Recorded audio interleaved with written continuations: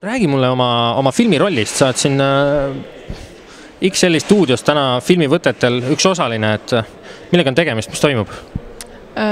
Põhimõtteliselt modellid alguses tegid nagu endale meiki ja siis filmiti seda.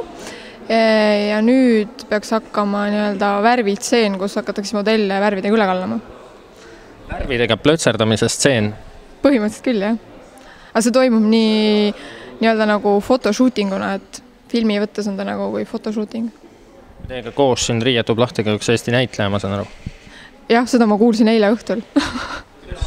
Kuidas see reaktsioon sellele siis on see ükskõik või mis tunded sellega seoses on? Paljaid mehi on ju kõik näid.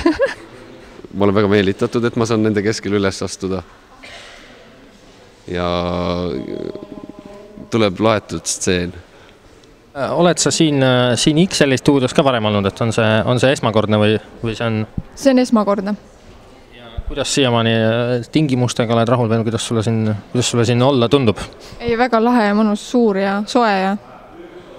Muidu siis nii külma stuudiot oled ka pidanud taluma? No selles mõttes mu fotoseeria Playboys oli ju külm, et ma olin talvel alasti.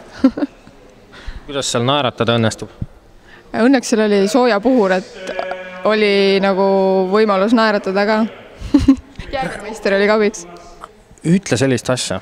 Sa oled tuntud ka, kui tütarlaps sõidab autoga ja mitte lihtsalt kiiremini kui 50 linnas, vaid lausa nagu võistlustel. Ja ma sõidan mootorrattaga. Mis sikkel sul on? Ducati 696 Monster.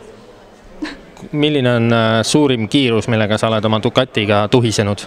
186 kilomeetrit tunnis ainult, sest ta on nii kerge ja ta ka ei anna kiiremini sõita, siis läbi ohtlikuks. Isegi 186 oli ohtlik.